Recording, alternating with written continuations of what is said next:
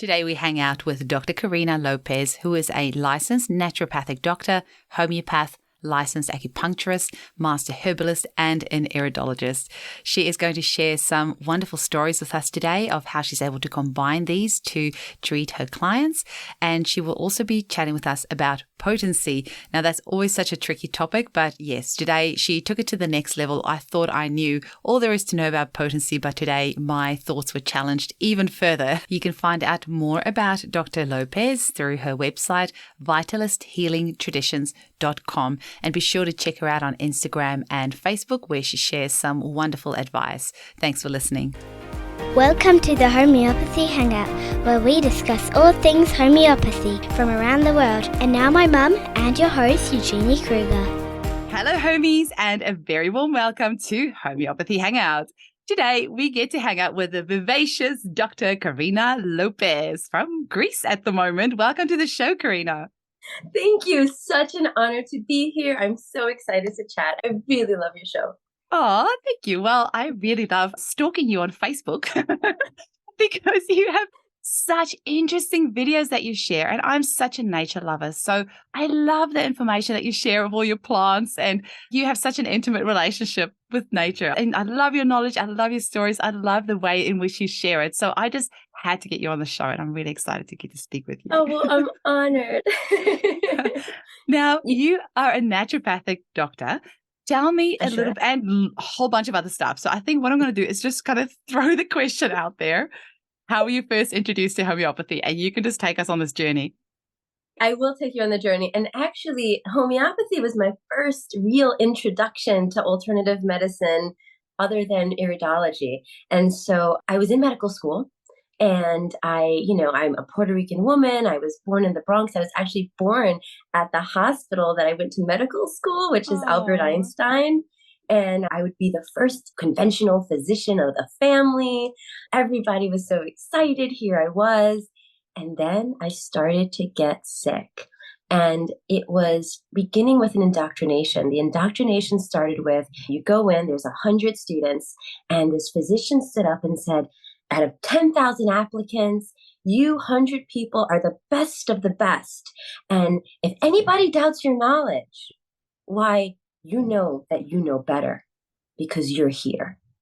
And immediately I said, holy crap, I'm in a cult. And this is scary. And I looked around and everybody suddenly, and now we know, suddenly all of the palladiums and the platinas and the sulfur started to really rise, and everyone's feeling this arrogance. And then I continue in medical school, and then suddenly there's this cardiology class, and the cardiology teacher says, just so you know, in about 10 years of taking a statin, it will actually cause the heart attack. It's supposed to stop. And I said, wait a minute. I went home, I cried all night, because it occurred to me that not only are we just giving people medicine like dogs, but we're not giving them the opportunity to even understand what they're taking and how the harm it can cause. And we're just arrogantly thinking they could never change. And this is just a product of what we're going to do. And then the third kind of hair on the camel's back, or the fourth or the fifth, who knows, we had nutrition class. And in the nutrition class, this woman stands up and she says, we have this recommended nutrition class for you all to go to. So come next week. So I came very excited. 10 students out of the 100 came. And she put up the wonderful triangle. Food pyramid. Oh my God. To teach us the food pyramid. I lost it. I soon had to become medicated. I was on 7 or 8 different medications. I was depressed. I was anxious. I had eczema. I was doing terribly. I was crying. I was in the worst relationships of my life. And it got so dark that I said, I need help. So I looked online, and what I saw was an orthomolecular physician. And I said, orthomolecular medicine, that makes sense. That's vitamins. That's my mind. I just must be crazy. And so I go. She turns out she left orthomolecular medicine a while ago to study and do homeopathy. And I call her up and I said, I need help. I'm going to be a physician one day and I'm going to help people, but I don't have any money. And she said, I'll see you. Her name is Dr. Bonnie Camo. She moved to Italy and now she's back in California. She's written a few books and She became a wonderful mentor of mine. And then suddenly after that, I met an iridologist. And she looked in my eyes and she said, if you stay where you are, you're going to die. She didn't know anything about me. And those were the two alternative practitioners that changed my life. That's the mic drop. Wow. And then how did you get into natural medicine then? Like, what was your journey from there? So I did. Don't leave us hanging. They had this alternative medicine program through Albert Einstein where you get to go to a naturopathic college. And that was Bastyr, which is heralded as the best naturopathic college, you know? And I said, guys, I want to leave. I want to go to naturopathic school. And they said, well, we'll only let you go to Bastyr if you want a recommendation from us, because that's the only one that really is of any worth. And I said, I'm not going to Bastyr because they are legally prescribing drugs. And I knew that it would still be an indoctrination into that system of this conventional model, which we call green allopathy, which is you have a headache, we give you said herb, not really thinking of the Constitution. So I said, what is a school that doesn't have any legal means of giving drugs? And I knew, and I found that school was Bridgeport, Connecticut, which they've now closed, which is a wonderful naturopathic college. But still, I said, still a naturopathic college, which still means that there's a license, which still means that when you have a license, you've had to succumb to certain aspects of the almost making the natural medicine a little bit ingenuine and more allopathic. So I said, I've got to go to a quack school too. So I enrolled in the School of Natural Healing with Dr. Raymond Christopher, which is an online school. And while I was in naturopathic college, I was doing this herbal program and contacting all these far out herbalists and saying, I've got this, this patient who I want to help, and they would help me with herbs. So the course of that time, I said, I've got to do naturopathic college, but this very eclectic herbalism. But it wasn't done yet.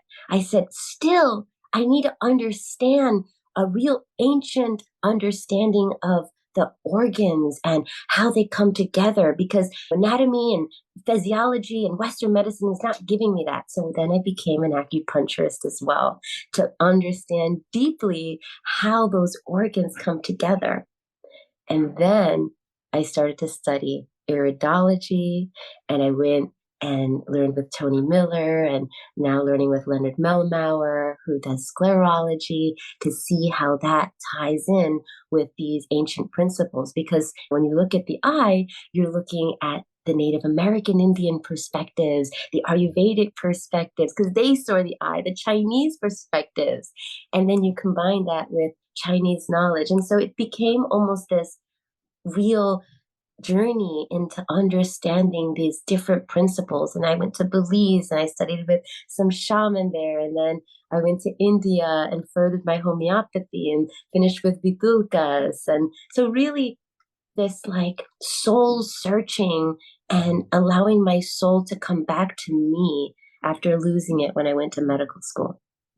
I'm trying to do the math because you look all of about 20. I'm trying to think. I'm 41. Thank you very much. No, really. I'm sitting here thinking, how does she fit all this in? That's incredible. What a journey. And it's like synergy, right? Like 1 + 1 is 5, because when you have these all these different modalities that you draw on each other, it just gives you such a vast perspective. I always get tempted. I think, I want to go learn kinesiology, or I want to go learn acupuncture or this or that. But I tell you what, I'm just still swamped by homeopathy. I just feel if I just like focus the rest of my next 10 lives just on homeopathy, I'm not even going to be able to do that. So I really admire it when people have all these other modalities to draw on, because I do think it does inform your practice so much more, which is incredible. So what does a typical consultation with you look like with all of these modalities? Like, where do you even start? You must have like 10-hour consultations.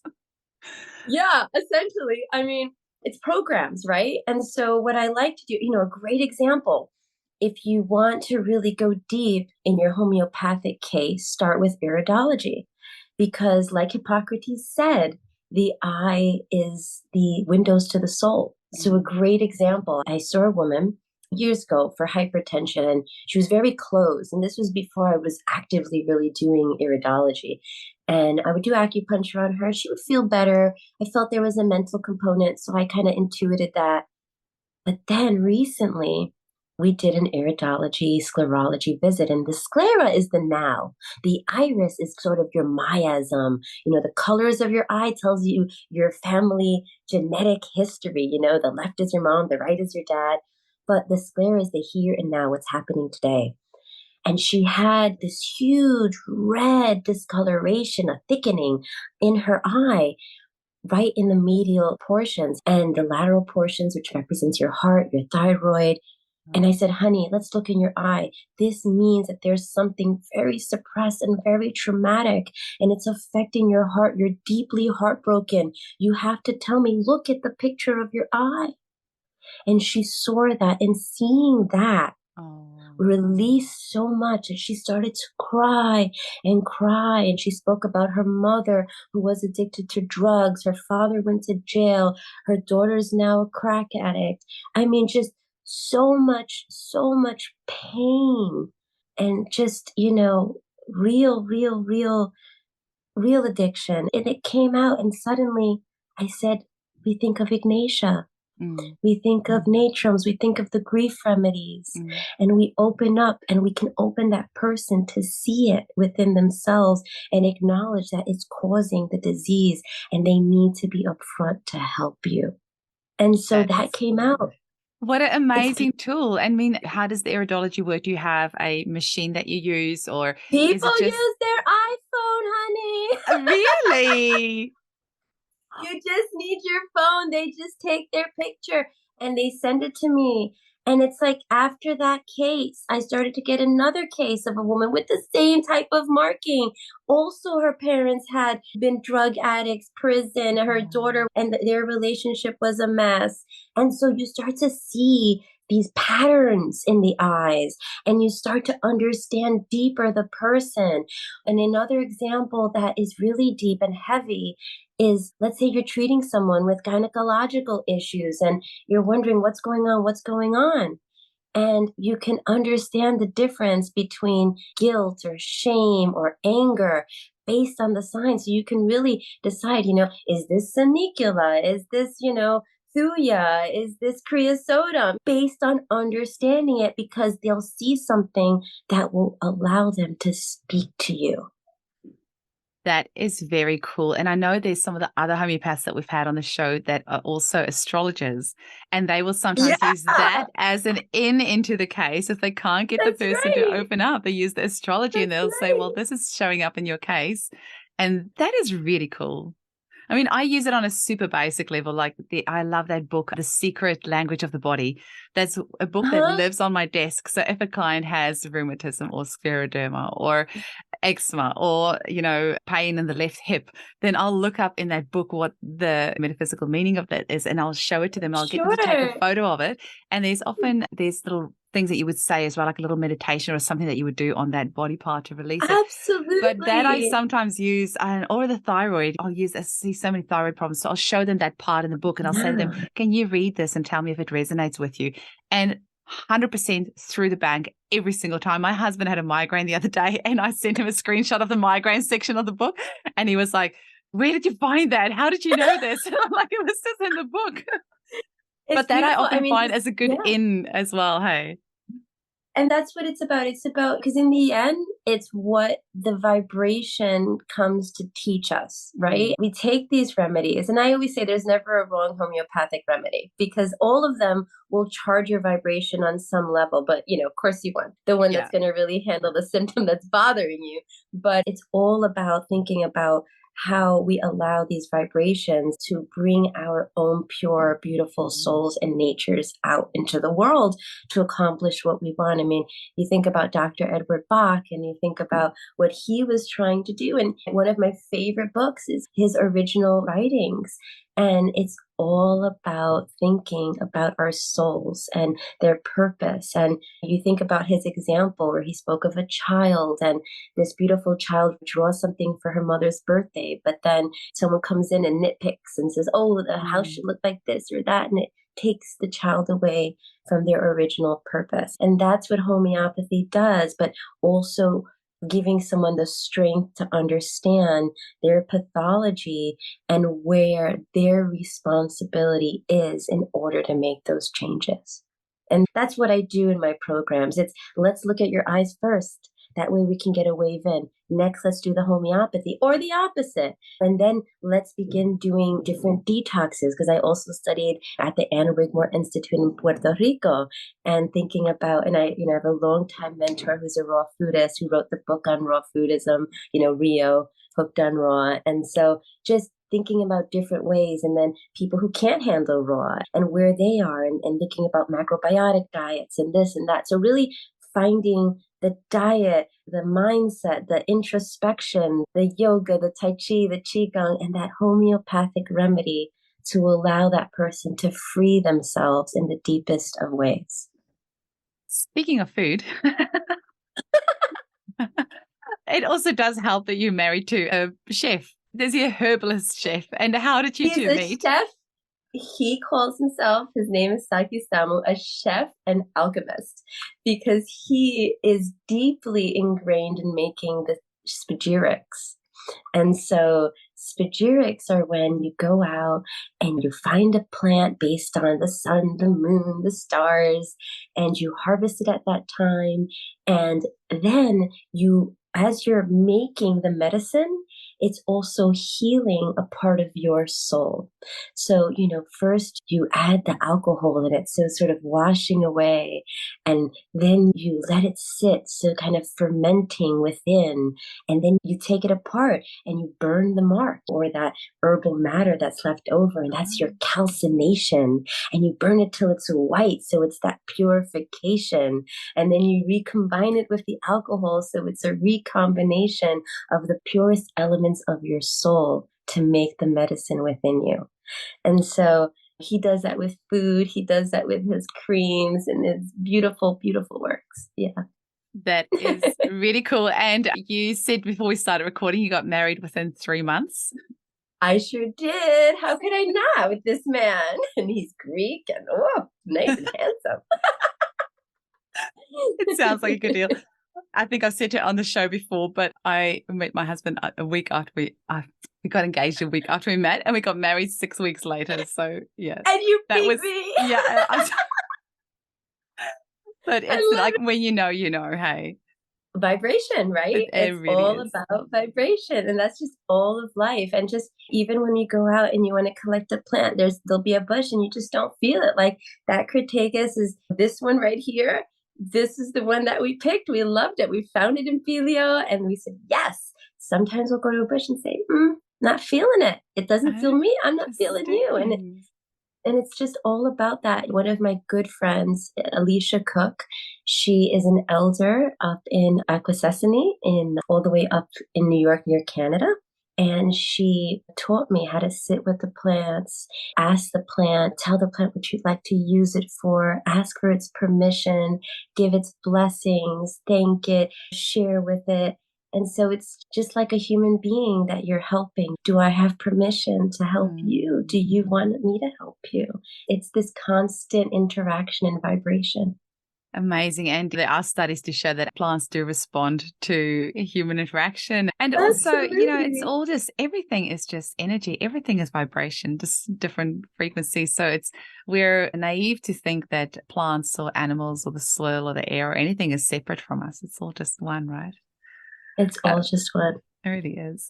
Can we talk a little bit about potency and repetition of a dose? And you were very brave to put your hand up that this is something you want to talk about. When I saw that in the email, I'm like, oh, you're brave. Because apart from choosing the right remedy, I think potency and repetition is the thing that confuse. I like how you're taking a big sip of water just before you answer this one. Oh, yeah. You're going to need it. Because that is the thing that gets most homeopaths and also home users. Would be one of the number one questions I get asked is, how often should I use this remedy? What potencies should I use? And I sometimes, I'm the same, before I have to answer that question, just deep breaths. How would you even go about answering that question? Okay, so I'm gonna have to foreshadow this with my work. And so I remember starting, and one of my first mentors, other than Dr. Bonnie Campbell, was Dr. Eleanor Hirschberger, Dr. Florence McPherson, very conventional homeopaths, brilliant, brilliant, results, as you would with homeopathy, one dose of thuya for the whole month and come back, that kind of thing. And so then I remember I was in the Bronx and I met a man named Bob Street. And it was a funny story. I was studying for my boards at the time. This was like close to 10 years ago. And one of my acupuncture mentors was, you've got to meet this guy because you're talking about homeopathy all the time. And we're here doing acupuncture and you got to meet him. So I meet Bob, and Bob has been in India working in the Mayor Baba, I guess you would call it the retreat place in India. And there has been a homeopathic clinic that had existed since, I think, 1918, something really old. And so they had original Kentian remedies there and everything. And I went and I said, let me go meet him. So I go and I meet him, and he starts to show me these amazing skin pictures. And he shows me this case of vitiligo, completely gone. And I said, okay, so what did you use? And he goes, arsenicum CM 4 times a day for about 3 months. And I said, did you now? And he said, okay. And what did you use for this case of this crazy ear infection?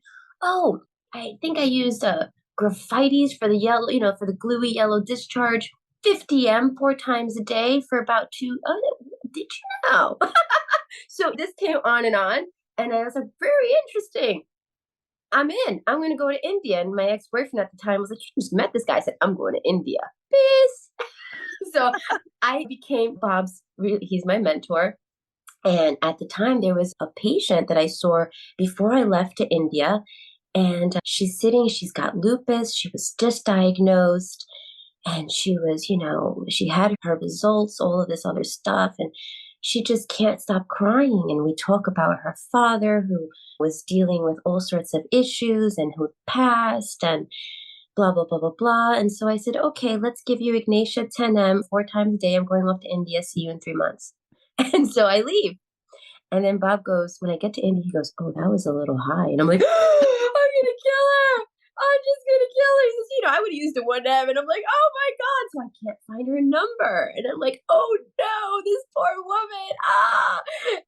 And I'm like trying to, I hope she'll contact me. I keep my phone on. So then I get back to Connecticut. And at the time, I think she was in Connecticut when I saw her. I can't remember. But she's like, all of my symptoms went away. And I went back to the doctor and my blood tests don't show lupus anymore. My joint pain, my face, everything is beautiful. And I said, we hit the hammer. So I started to use high potencies for things like rheumatoid arthritis and for different types of issues.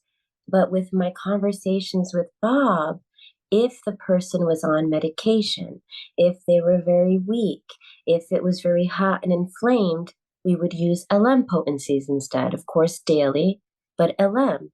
If the person was hardy and strong and hadn't any type of allopathic introduction for that issue, we would go ahead and proceed with high doses. And it was the thing that saved me in the Bronx, because I will let you know, working in the Bronx for 10 years, you work by word of mouth, and that's every practitioner. And if the word of mouth is good, people are going to come. And homeopathy is inexpensive. And so people really flooded in. We had a very successful practice in the Bronx, seeing so many different diverse people with real complaints, because we were seeing serious pain, addiction, skin pathology, tumors, all sorts of things. And the beautiful part is that I hear so many homeopaths say things like, oh, if this infection is too far gone, or let's say there's a throat infection, or the child has tonsillitis and their surgeon's going to go and it's way ahead, what do we do? I had a child who was 90% blocked, up for surgery in 3 weeks. Done. Burrita carbonica, Wow. and just high potency, knocked it out. No surgery like tonsils, needed. 90% blocked. Wow. Amazing. 3 weeks. I used 10 m 3 weeks for this little baby. Every day, 3 times a day, 10 m. 3 weeks, that 90% blockage was gone. child did not need surgery for their adenoid. And so those type of results, I said, you just need, people are running into surgery, people are running into this, into that. And I said, I can't. Yeah. And so these are risks though, right? These are calculated risks. And so being very, very conscious and with your patient, your client constantly to ask and to see how they're doing is so important. And so it's just that constant communication and knowing who to do that with. Mm. That's really cool. I have just recently started getting into the mega potencies. So I'm still playing around with them a little bit, but they fascinate the hell out of me. And I've actually had a bit of trouble getting some of the potencies from the homeopathic suppliers over here. So I have got a radionics machine that's arriving soon. So I'm interested to start playing with it. I have been very skeptical of the radionics machines and those remedies for a long time. But then after interviewing Jill Turland on the show and chatting with other homeopaths that use them, I'm like, okay, let's give this a try. I have done so many things in homeopathy now that I always said I will never do. Homeopathic immunization, combination remedies, high potency. I'm just like, I've done it all. So I just feel now, whatever. That's the beauty of growth. And that's the beauty of learning. And with homeopathy, you just never stop learning. And, my key is results. I work with results. Does it take the eczema away? I don't want to hear the child is suddenly, no. You came for the eczema. Is it better? Is the child's asthma gone? Is the child's headaches gone? Is the child no longer screaming in the middle of the night? Is that combination gone? And so that's what I work with. And I think that we have to put ourselves to a standard where do we have that before and after? Not what the physician wants, not what the homeopaths want, what the parent, what the child wants, what the adult wants. What are their goals? Are those met? Amazing. That's something I always ask at the end of every consultation. What do you want to get out of today? What do you want to see in 6 weeks' time, 8 weeks' time? What changes do you want to have seen by then? Yeah, that's right. I have to ask you as well. So you're in Greece now. What's it like over there? What's homeopathy like? Is it easy enough to get remedies? Do you have to be a physician to practice homeopathy? I haven't had anybody from Greece on the show yet. So what's the scene? What's the homeopathic scene over there? Technically, I'm not from Greece and I'm Puerto Rican, but I do work online mostly. I'm just starting to see some Greek people. And so as per the legalities and how that's concerned, I think that usually you have to be a physician or there's people that are kind of doing it under the rug because I don't think there's really any strong legalities against it. I see people who are practicing and not practicing. But again, I haven't really delved in there because I haven't opened up other than family members or friends or something like that. I haven't really jumped into that pool yet. I'm still sort of coming back from working online because I have my little boy to take care of. Yeah. Can you find homeopathics in the shops there? Like, do most people in Greece actually even know what homeopathy is? Yes. Almost every pharmacy will sell homeopathy. Now you're going to have trouble getting like a 10M or a 50M. Yeah. And so that you'll have trouble with. But a 30C, a 200, a 1M, some 10Ms and popular remedies like your Ignatia, you will find in most pharmacies. Even you'll find little cafes in the middle of nowhere with homeopathic safe tea selections. So it's wonderful in terms of its accessibility versus in America. Really, it's vacant and you'd have to go to specific pharmacies to buy it. It is not like that in Greece. It's really fantastic. And so it is booming. There are a lot of people who practice. What I've heard is usually they are physicians or pharmacists. Maybe there are some laymen, and I'm sure that there are tons of laymen. I just haven't quite met them yet because I studied with Vitulkas, and usually the people who are coming from Greece are physicians that are studying Vitulkas in Greece. But I'm sure there's a mix. Amazing. And tell us a little bit about your programs. So you have some programs that I think you do in conjunction with your hubby. I had a quick little look on your website, but what are they and how can people register for them and what is it all about? And so essentially I do a discovery program.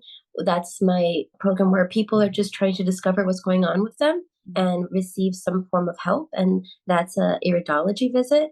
And then that's followed by a visit with homeopathy or vice versa. And then there's the cooking visit where you're learning about diet based on your personal needs. And then the last, we think about naturopathy, which is a combination of detox or revitalization or using certain things, things like castor oil packs, Epsom salt baths, thinking about organ cleanses, depending what's needed.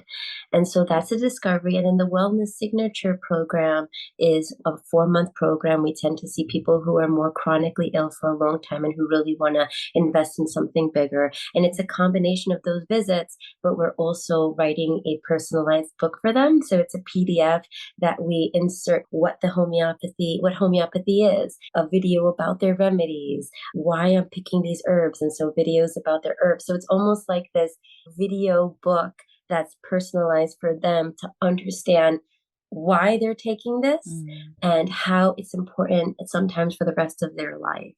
Because as we know, certain vegetables, certain fruits, certain herbs, they're important for us. Someone who has a genetic or inherited heart condition should really think about ways to introduce Crataegus in their life. From making things like Crataegus jams to Crataegus syrups to Crataegus oils for their heart. I mean, just beautiful ways to use the medicine symbiotically for the rest of your life. And so the Wellness Signature program allows that indoctrination and also the tools to use it for the rest of your life, as well as receive the healing benefits.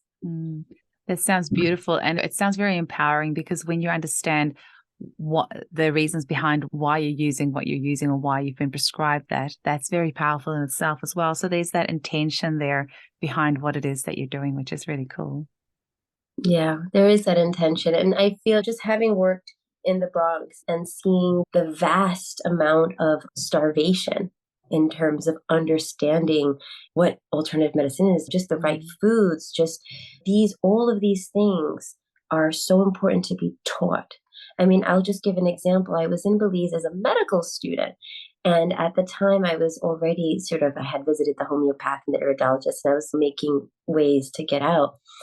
And I was in this long line, and I was interning at the hospital. And on this long line, there was this one woman, and she was blind, and her daughter was holding her hand. And I said, "What are you coming in here for?" And she said, "Hold 1 minute, I'm hungry." And her daughter gave her, "Here, Mama," and gave her a donut to eat. And she said, "Well, I'm diabetic." She was blind because of her diabetes was so severe. And I said, "Did anybody tell you shouldn't eat sugar?" She says, "No, but I come for my once-a-month insulin shot." Oh, wow. And that stood with me for life. And that moment on, I went to the local shaman and I said, how do I help them? What do I do? And she said, take okra. So I would stand and I would say, like, okra is great for the ovaries and it's helpful for constipation and the mucilage. And I was online teaching people in Belize how to use their own medicine. And they looked at me and they said, "But you're an American. Why are you using that? We throw that out. What you're using is better because of this indoctrination of Western is better." And so I stood there as a Westerner, an American, saying, no, what you're doing is better. Stick to that. Cool. And that stood with me because I realized that starvation isn't only in Belize. It's also in the Bronx and in so many of the ghettos. And that's why I do the teaching more than anything else now. That is very, very cool. Where can people learn more about you and come and join me in stalking you and watching your incredibly cool videos that you do? I mean, I just love it when you're out in nature and you're engaging with all these plants. It's really exciting. I'm trying to think, was it you that, oh no, it was somebody else. Somebody posted today their ruta that's come up in their garden. And I was like, oh, that's so cool. And Paul Theriault that I had on the podcast in Canada, he went on a walk the other day and he's just posted a picture of a pulsatilla flower out in the wild. So we're like just seeing these plants out. It's really cool. It makes me really happy. And seeing the Crataegus, the hawthorn berry that you've got behind you, for our listeners that are watching on YouTube, you'll see this. But just seeing that out there, just engaging with those plants, seeing those plants, it makes it all come alive. So where can people come and stalk you? Well, Instagram, you can go to Vitalist Healing Traditions. Facebook, Vitalist Healing Traditions. Carina Lopez Stamu. I mean, my personal one is a mixed bag for everyone. Also, I'm on TikTok. My husband is Vitalist Healing Cuisine. on Instagram and on YouTube, and on Vitalist Healing Traditions on YouTube as well. But I would say that the Instagram and the Facebook is the most kept up with everything. And vitalist.healingtraditions.com is my website. Yeah. Great. Excellent. It was so cool to hang out with you, Carina. Is there any final message that you want to leave our listeners with? Begin listening to your intuition. Begin trusting yourself with everything you do, whether it's picking the right water in the supermarket, whether it's picking your friends, your life, your choices. Feel it good in your heart. And then that's how you'll find the key to living your life in a healthy, beautiful way. Imagine that we teach kids that in school. Imagine that's all the life lesson they'll ever need to know. Just trust your intuition. Everything else will be okay. Literally. Right? It's true. I mean, look at the animals. They trust their intuition. And when an animal doesn't, they die. And so many of us are foregoing our own individualization, our journeys, our life, our growth, because of our attachments to feelings that they wouldn't be loved if they followed their soul's purpose. And so following your soul's purpose is really what homeopathy and these therapies are all about, allowing the person to feel well enough to bring their creative joy to the world, to heal our world. Another mic drop. Thank you so much for hanging out with me today. It was heaps of fun, and I really look forward to continue stalking you on Instagram and Facebook. And stalking you, by the way. Mutual Stalking Appreciation Club. Absolutely. Give your little one a huge big cuddle from me. I will. All the best, and thank you so much for today. Thank you.